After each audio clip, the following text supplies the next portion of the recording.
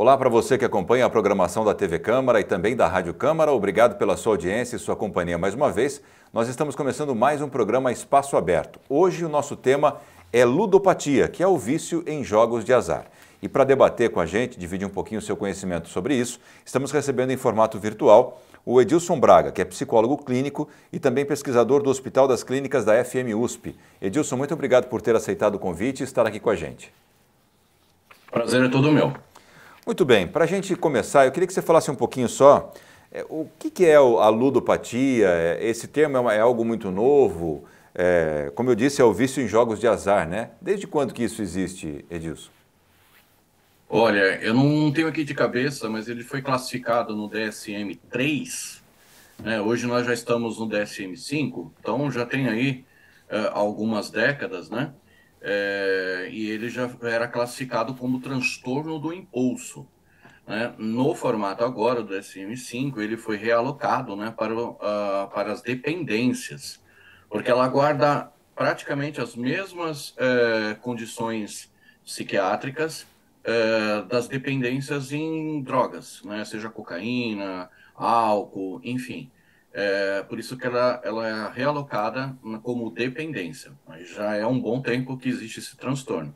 Porque a gente está acostumado agora com essas propagandas, né, de apostas e com esse comércio eletrônico ficou mais fácil. Mas isso já existe em jogos de carta, jogos de tabuleiro, tudo quanto é tipo de jogo, até mesmo no próprio esporte também, né? Não é de hoje que isso tem. Mas como que uma pessoa é diagnosticada, né? O Edilson, para quem não o conhece, ele me contou aqui que já há 18 anos ele trabalha com esse tema, estuda e pesquisa esse tema no ambulatório de jogos da FM USP, né, do Hospital das Clínicas da USP.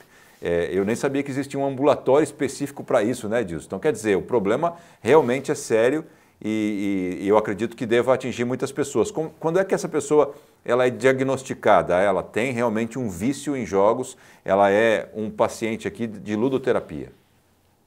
Sim. O ambulatório, ele existe um pouco mais de tempo, né, do que esses 18 anos. O ambulatório Anjo, né, conhecido com essa sigla, né, É, e ele visa, obviamente, acompanhar e tratar esses pacientes com esse vício. Mas vamos lá, né, como é que é feito o diagnóstico? Porque ele é considerado, vamos deixar aqui bem claro, quero deixar isso bem frisado, de que se trata de um transtorno. Não é um probleminha, algo que, sei lá, passageiro, não. É um problemão, é um transtorno. E esse transtorno, ele é diagnosticado, claro que ele vai ter os critérios do CID, critérios do DSM, né? Mas basicamente aqui para o seu público, é aquele apostador que começou quase sempre, como quase todo mundo, que vai experimentar o seu primeiro gole de cerveja, ou a primeira vez que ele vai ter contato com a cocaína, né? O jogo, às vezes, muitas vezes é apresentado por um amigo, por algum familiar, principalmente, né? De forma bem, assim, lúdica, né? De diversão, e aí é que traz o problema. E aí, essa pessoa, a gente começa a perceber, ele vai para o critério diagnóstico de um jogador patológico, né? Quando ele perde simplesmente o controle sobre as apostas. Ele não consegue parar de apostar, né? Ele fica irritadiço quando ele tenta, a cada vez ele precisa apostar mais, o valor maior, com mais frequência, e ele não consegue fugir disso. Ele levanta e vai dormir pensando em jogo, de como ele vai conseguir dinheiro para fazer a aposta e principalmente para recuperar o dinheiro perdido. Os jogadores, André, ele desenvolve uma série de crenças que quando você vai conversando com ele, você começa a perceber também, né, na entrevista, num diagnóstico. Ele tem a certeza, ele desenvolve a crença de que ele vai recuperar o dinheiro perdido, né, porque muitas vezes ele pega dinheiro emprestado com a família, com os amigos, mente, né? Hoje eu estou vendo que as empresas estão adiantando o dinheiro, férias, tudo para as pessoas, porque elas estão pedindo para jogar, né?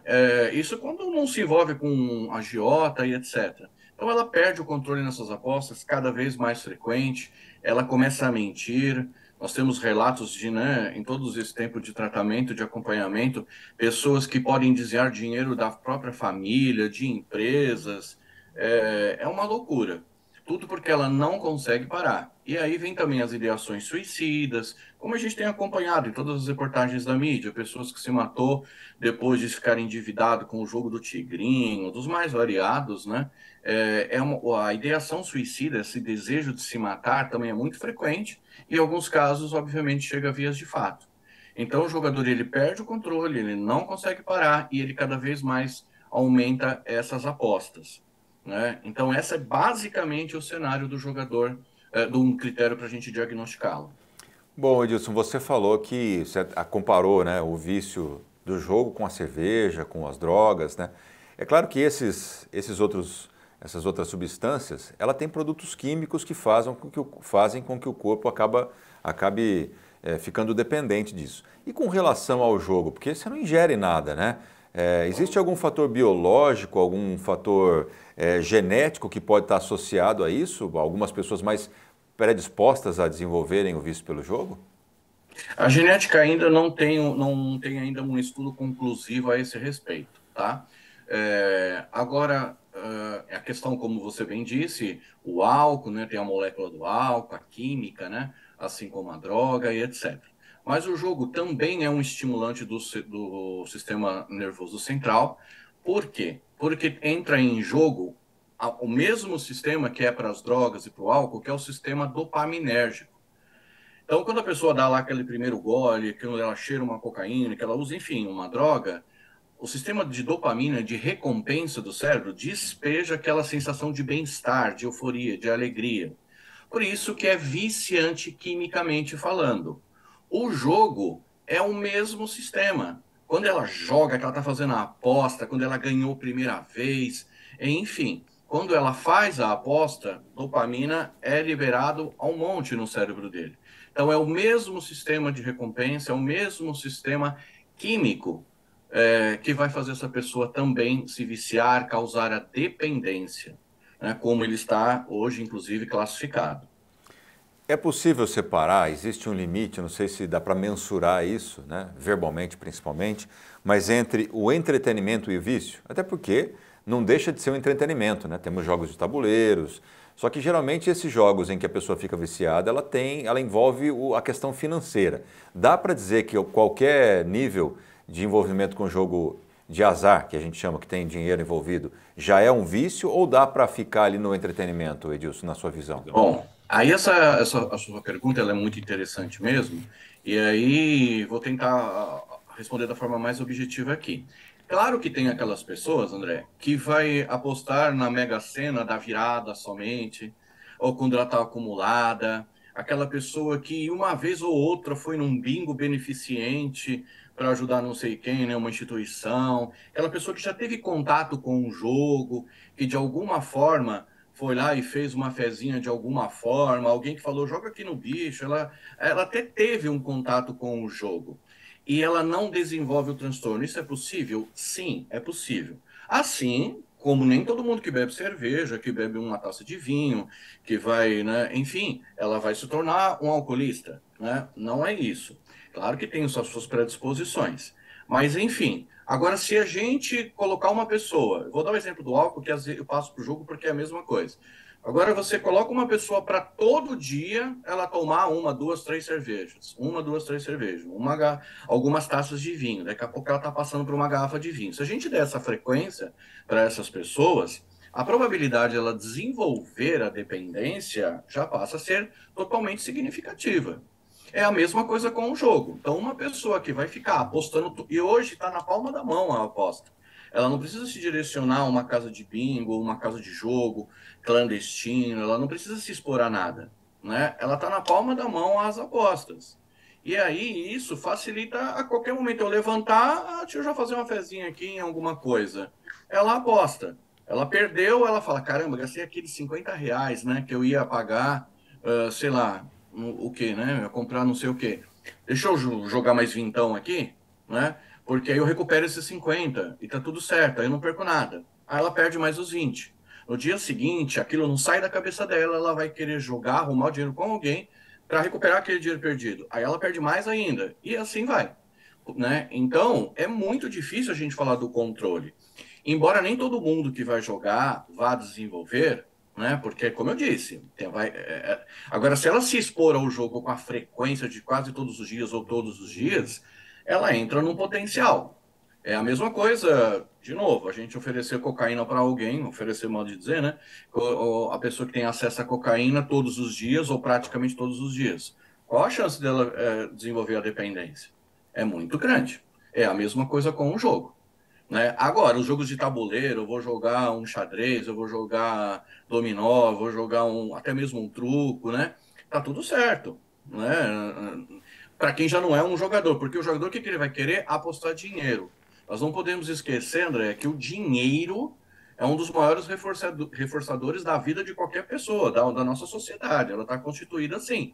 Então, o dinheiro é um grande motivador, é um grande componente também para a pessoa se viciar. Perfeito, Edilson. E você citou duas situações aqui. Uma que eu já tinha pensado aqui no começo, que é a questão do bingo, né? Que é um pouquinho mais experiente aí, a gente tem seus 40, 50 anos, vai se lembrar que houve uma época que virou moda em cidades, casas de bingo, né? Que acabavam utilizando entidades esportivas para destinar parte da renda e assim eram permitidas.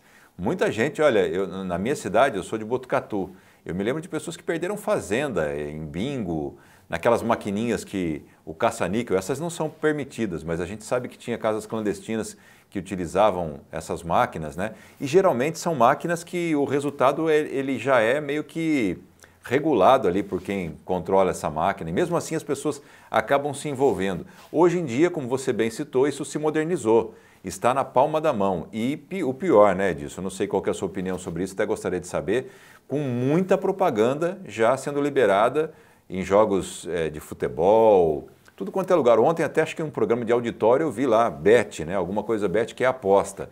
Então isso está sendo muito fomentado. Qual que é a sua visão com relação a isso, com essa facilidade? Como que isso pode contribuir para que as pessoas acabem desenvolvendo a ludopatia? Olha, importantíssima a sua pergunta, André, porque ela é uma das maiores preocupações de quem trabalha, né, com pacientes aí, com a questão do transtorno do jogo. Eu mesmo, às vezes, eu recebo no meu celular torpedos, SMS, de bets, enfim, me convidando para jogar, me dando crédito, 30, 50 reais, até com uma certa frequência que eu recebo isso, né? Se eu estou recebendo, todo mundo está recebendo. Né? Às vezes a gente entra no metrô, a gente está de cara com uma propaganda, a gente liga a TV, artistas famosos convidando para que se jogue, né? Que façam as suas apostas, que profetize, enfim. Né? E isso vai se tornar, André, daqui a alguns anos, com essa liberação, com esse incentivo em massa da mídia, né? Que eu quero dizer assim, das propagandas, né? Vai se tornar com certeza, e não vai demorar muito tempo, não, né? Eu só não vou ser profeta aqui para dizer em quantos anos, mas com certeza vai se tornar um dos principais problemas de saúde pública no nosso país, né? Porque não tem como a gente controlar algo que não tem controle, que vai envolver o transtorno também de um impulso. É impulsivo. Essas pessoas, André, quando estão jogando, se você perguntar para elas, você vai ver que elas podem passar 24, 48 horas dentro de um lugar, de um ambiente, jogando sem perceber a hora passar. A fome some. Essas pessoas perdem totalmente a noção, o controle. Elas ficam jogando, jogando, jogando, jogando, e quando sai de lá já continua com a dor no coração, com o pensamento de que perdeu, que ela volta no dia seguinte para tentar recuperar aquele dinheiro. E as pessoas, os jogadores, eles vão desenvolvendo as mais diferentes crenças. Ah, porque eu não estava com a minha meia azul, então deixa eu voltar lá porque agora eu ganho. Não, a última vez que eu ganhei foi a parte da tarde, depois das 15 horas, então é o mesmo horário que eu vou jogar. Enfim, com todo esse incentivo, nós estamos perdidos, porque nós vamos enfrentar aqui aqueles 2% que os nossos queridos congressistas aprovaram aí, né, para cuidar de saúde, esporte, turismo, enfim, não vai dar conta não, né? A gente está direcionando um dinheiro, né, para tentar minimizar um transtorno que de uma certa forma tem a chancela do Congresso. Essa é a minha crítica pessoal aos congressistas. Vocês não sabem o que vocês estão fazendo. Tudo por uma questão de arrecadar, né? É claro disso, até ia chegar nesse ponto, nem uma pergunta também, vou colocar aqui fazer uma colocação, né? Quando eu disse aqui que existe propaganda até em programas de auditório e a enxurrada de propaganda que a gente recebe pelo celular, tudo isso custa dinheiro. A propaganda não é gratuita. Ah, vem aqui que eu vou deixar você anunciar a sua bet porque eu sou seu amigo, não é bem assim. É muita grana que se investe em propaganda, isso é sinal de que o mercado está movimentando muito dinheiro. Se eu não estiver, eu não vi algum tempo, hoje eu não acabei não vendo isso, mas bilhões de reais foram gastos, né? Não dá para falar que foi investido, não é essa a palavra. Foram gastos em jogos de azar, em apostas no último ano aqui no Brasil. Bilhões. Então só um pouquinho disso que vai para a propaganda, ou seja, isso está aumentando muito. A sua profecia não vai demorar muito tempo para acontecer, né? Mas para a gente continuar aqui nesse... Infelizmente não. Com certeza. Para a gente continuar nesse entendimento do assunto aqui, assim que a pessoa ela é diagnosticada, né, como é que o familiar pode perceber? Porque a pessoa geralmente que tem o vício, ela nunca se aceita num primeiro momento. Assim como o alcoolista, né, para que ele entenda que ele é alcoólatra e que ele precisa de tratamento, é um longo caminho. Isso também acontece com o jogo de azar, com o vício no jogo. E como é que a família pode participar desse processo? Bom, a sua pergunta é uma das mais significativas, porque é o vamos que vamos, né? A hora H e etc.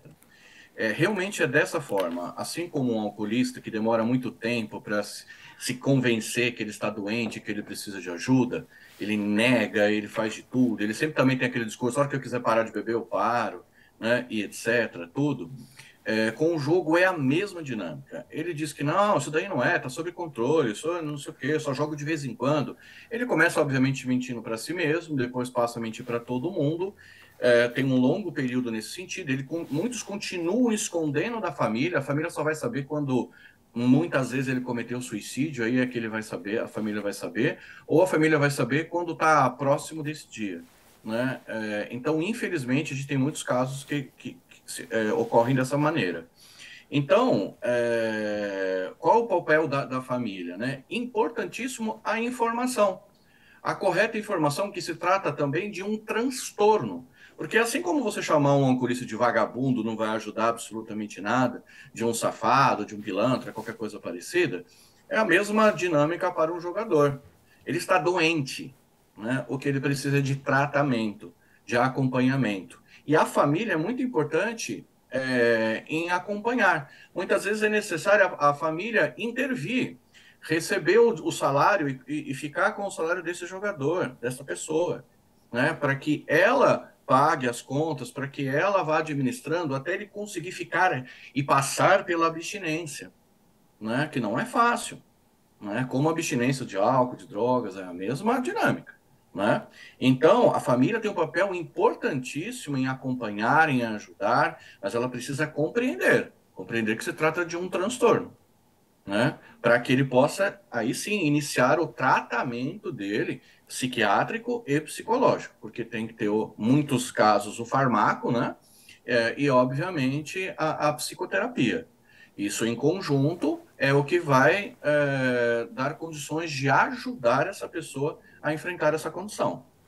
E qual que é o índice nesses 18 anos de experiência que você tem? Qual que é o índice de depois? A família conseguiu diagnosticar, perceber, não diagnosticar, né? Porque isso que vai fazer é o profissional, mas perceber ali que há alguma coisa errada nesse comportamento do paciente e encaminhar para psicoterapia, para psiquiatria. Qual é o índice não vou dizer cura, porque não é uma doença, né? É um transtorno, mas o índice de melhora nessa situação? Olha, eu só devia ter pego lá no nosso ambulatório lá, né, um índice aproximado, uma estatística de sucesso, né, do tratamento. Eu posso te garantir que a gente recupera, né, ajuda um índice bem alto, é muito mais propício à recuperação plena e total dessa pessoa do que não conseguir ajudá-la ou recuperá-la. Né? Embora tenha algumas pessoas, alguns casos, claro, que demanda por bons anos ainda esse tratamento, esse acompanhamento, porque ela pode ter algumas recaídas e etc, etc. Né? Mas o índice de, vamos dizer assim, de recuperação de sucesso, né, ele realmente é muito grande. Mas a família também vai perceber né, agora sim, muitas vezes o jogador chega por ele mesmo, mas a maioria das vezes é porque alguém indicou, principalmente da família. Porque o jogador se isola, André. Toda a família começa a perceber. Numa festa, num churrasco, ele que estava sempre brincando, tá lá guardadinho num cantinho, lá com o celular na mão, se isola, a irritabilidade toma conta dessa pessoa, ela se fecha, fica cada vez mais no quarto, começa a negar convites para um monte de coisa, né? Ela vai estreitando todo o seu repertório social, ela não tem como não perceber que tem algum problema lá com o Joãozinho, né? Não tem como amigos do trabalho, da família, não tem como perceber que ali tem alguma coisa de muito estranha, de muito diferente. E aí é onde muitas vezes chega no consultório particular, ou seja, no ambulatório, muitas vezes pela família também. Existe, você está falando, me veio uma curiosidade aqui, existe alguma formação específica para esse tipo de tratamento, seja para o psicólogo, para o psiquiatra, tipo uma especialidade, uma subespecialidade ali, olha, eu vou me especializar nesse tipo de tratamento, existe isso? Existe, inclusive desejado, né? Que o psicólogo e o psiquiatra, né? Ele faça a sua especialização em transtorno do jogo, né? O próprio ambulatório, né? Do Hospital das Clínicas, né? Do Anjo Amit, ele oferece essa especialização também, esse curso de que prepara o profissional, seja ele médico, né? O psiquiatra, seja o psicólogo, a lidar com essa questão, né? Porque o jogo como transtorno, tem muitas pessoas que nem imaginam que isso realmente é um transtorno, que tem essa gravidade, como você falou aí, perdendo fazendas, perdendo casas, empresas. É isso, né? Quem tem o que perder, vai perder, né? Não tem conversa, a não ser que a gente consiga intervir antes, né? E muitas vezes até mesmo interditar, porque do contrário, o desfecho para quem desenvolve o transtorno é terrível. Muito bem, para a gente finalizar, você já falou um pouquinho, deu inclusive sua opinião, já percebi o tom, mas eu gostaria de ampliar um pouquinho essa questão, porque é recente e a gente vai passar por isso. A regulamentação de jogos de azar passa por discussões. Existem várias comissões no Congresso Federal já discutindo, colocando ideias. Você falou de uma taxa que vem para o governo e a gente sabe que quando envolve dinheiro, o governo trabalha mais rápido, né? Nós temos o jogo do bicho, que há décadas, né, acho que mais de centena de anos, acho que já existe no Brasil, nunca foi regulamentado, movimenta também bilhões de reais de forma ilegal, né, é uma outra coisa que muita gente também acaba sendo viciada, mas essa atual regulamentação, principalmente dessas bets eletrônicas, que apostam aí no resultado do futebol, dos esportes, usando inclusive esse lado apelativo para conseguir novos clientes, essa regulamentação que está em discussão, isso pode melhorar ou piorar na sua visão? Olha, André, é super complicado porque num primeiro momento todo mundo tem talvez o impulso, a tendência de falar, bom, já que é inevitável, então regulamenta, porque pelo menos pode, né, gerar impostos, uma arrecadação, que também é importante para o governo fechar suas contas, para não deixar esses criminosos deitarem e enrolarem, enganar cada vez mais as pessoas, pegar o dinheiro, como estava acontecendo com o caso do Tigrinho, e não pagar as pessoas, enfim. Então, nesse sentido, a regulamentação é tentadora. No entanto, o que os congressistas precisavam saber e ter ciência, se é que não sabem, ou sabem mais ou menos, né? É que, infelizmente, a gente tá com o Congresso fazendo aí o maior carnaval por conta das drogas, né? Não, não pode aprovar, nem regulamentar nem um pouquinho da maconha e etc, etc. Porque eles entendem como essa dependência que vai causar mal, que vai destruir famílias e etc. A dinâmica é a mesma para o jogo. O que um congressista vai falar para uma mãe que perdeu um filho ou uma filha por causa do jogo, que se matou? O índice é alto, só não é do conhecimento da mídia, é alto. O que vai dizer que uma pessoa que arruinou também destruiu famílias, casamentos. Quem tem casos assim na família sabe daquilo que eu estou falando nesse exato momento. Quem passa por isso sabe do que eu estou falando. Então, a gente vai, infelizmente, regulamentar algo que vai destruir, sim, as famílias. Porque fica lícito. E aí as mídias, né, as propagandas estão tranquilas para deitar e rolar. E é uma indústria poderosa, assim como a bélica, assim como a farmacêutica, a do jogo é bilionária. Então nós vamos regulamentar algo que vai sim destruir as famílias. Aí, se você perguntar, Edilson, você agora é o ministro todo-poderoso, o presidente da Câmara e do Senado ao mesmo tempo, o que que você faz? Eu dou um jeito de impedir qualquer tipo de plataforma na internet. Eu sei que isso é uma coisa para lá de complicada, né? Mas de impedir qualquer plataforma de existir no país, de adentrar, de, enfim, proibir totalmente, porque a gente sabe o quanto que isso vai causar de danos à pessoa e, obviamente, aos seus familiares. Perfeito, Edilson. É complicado. É um tema que a gente vai ter que falar muito, infelizmente, daqui para Sim. frente, cada vez com piores resultados. Eu quero agradecer demais a sua participação, dividir o seu conhecimento com a gente aqui, principalmente trazer orientação, trazer luz a essa situação que às vezes fica escondidinha lá na sombra, né? E a gente precisa falar mais para que as famílias possam perceber e encaminhar os pacientes, as pessoas que são viciadas em jogos, para um tratamento específico para poder, quem sabe, voltar a ter uma vida normal. Edilson, muito obrigado pela sua participação. Eu que agradeço e fico à disposição. Obrigado ao Edilson e a você que acompanhou essa entrevista pela sua audiência e até a próxima.